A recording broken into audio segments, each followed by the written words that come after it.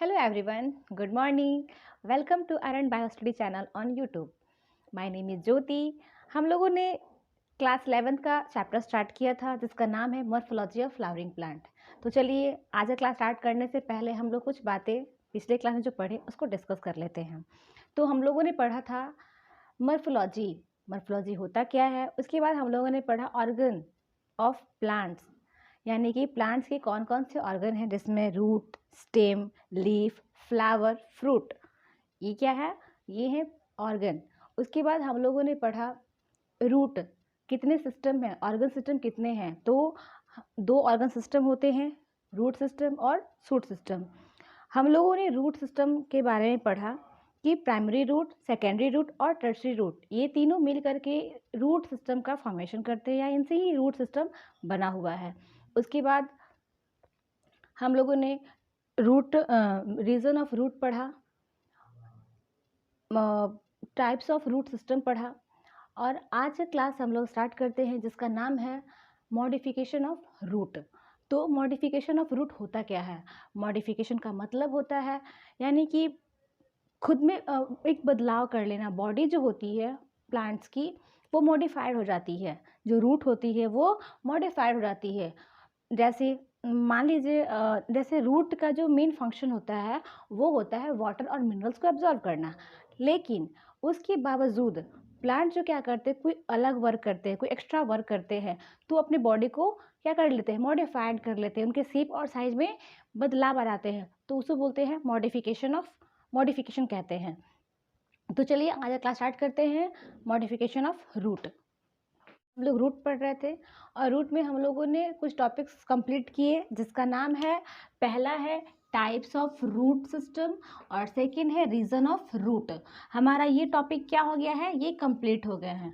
अब हम एक लास्ट जो टॉपिक बचा है वो है मॉडिफिकेशन ऑफ रूट। ये जो टॉपिक है हमें आज इसको कंप्लीट करना है। तो चलिए आज का क्लास हम लोग स्टार्ट करते हैं, modification of root. Modification of root, इसको हिंदी में मूल के रूपांतरण कहते हैं, यानी कि जो जड़ें होती हैं वो अपने रूप को बदल लेती हैं। तो some root of plant change their shape and size due to the storage of food, support and respiration।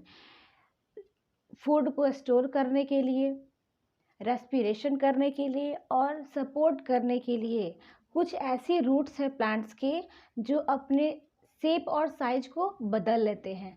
Generally plants के जो मेन फंक्शन होते हैं वो होते हैं absorption of minerals and water to the soil, यानी कि सॉइल से वो क्या करते हैं, मिनरल्स और वाटर को एब्जॉर्व करते हैं और पूरे पार्ट्स में वो पहुंचाते हैं। लेकिन इसके बावजूद एक्स्ट्रा वर्क करते हैं, जैसे storage of food, support and respiration. इसको करने के लिए ये अपने बॉडी में क्या करते हैं, बदलाव कर लेते हैं, अपने शेप और साइज को चेंज कर लेते हैं। इसी को बोलते हैं modification of root.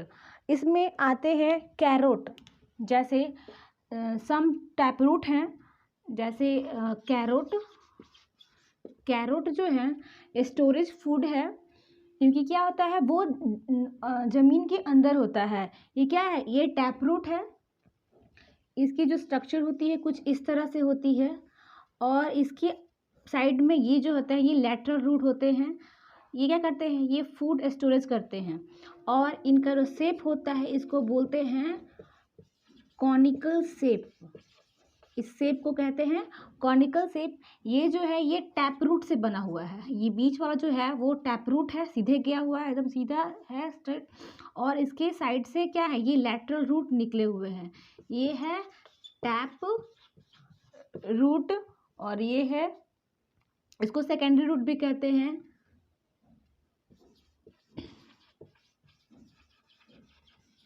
Secondary root यानी कि इस मॉडिफिकेशन ऑफ टैप रूट्स, कुछ टैप रूट्स होते हैं जो मॉडिफाइड करते हैं, मॉडिफाइड हो जाते हैं और वो हम लोग खाते हैं। ये क्या है, कुछ मैंने पिछले भी क्लास में बताया था कि कुछ ऐसे टैप रूट हैं जो एडिबल है, जो खाने योग्य है। जैसे कैरोट, कैरोट जो है ये टैप रूट है और ये लेटरल रूट है। ये क्या है, example of modification of tap root. कुछ क्या है, ये जो रूट है ये मॉडिफाइड हो गए हैं और इनका जो शेप होता है वो कॉनिकल शेप में होता है। Second is figure of radish. जब देख रहे हैं ये जो फिगर है ये रेडिस का है और इसका जो फॉर्म होता है ये फ्यूजी फॉर्म होता है, ये भी टैप रूट ही है। और थर्ड है टर्निप। एक और एग्जाम्पल होता है बीट रूट, जो कि इसी का एग्जाम्पल है, टैप रूट का ही एग्जाम्पल है। ये भी क्या है, इसका जो फॉर्म होता है टर्निप का वो होता है नैपी फॉर्म। अब है एक है एडवेंटिशियस रूट, एक है एडवेंटिशियस रूट। ये जो रूट होते हैं बीट रूट, शकरकंदी जो होते हैं, शकरकंद जिसको बोलते हैं, ये एडवेंटिशियस रूट उसमें होते हैं, क्योंकि ये जो रूट होते हैं ना, जो शकरकंदी होते हैं वो कुछ इस तरह के होते हैं। बहुत सारे प्लांट्स में ऐसे लगे होते हैं, उनका कोई ट्यूबरस लाइक स्ट्रक्चर होता है, क्योंकि उनका कोई शेप ही नहीं होता है, वो किसी भी फॉर्म में होते हैं, तो वैसे को बोलते हैं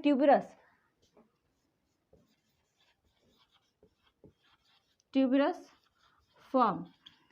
और ये है क्या, स्वीट पोटैटोस को बोलते हैं।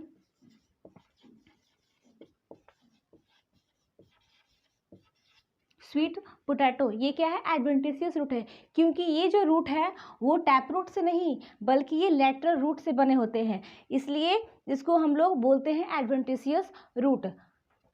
एक होता है ट्रू रूट, दूसरा होता है फॉल्स रूट। ट्रू रूट में टैप रूट होते हैं और फॉल्स रूट में एडवेंटिशियस रूट को बोलते हैं। इसके बाद चलिए हम लोग बात करें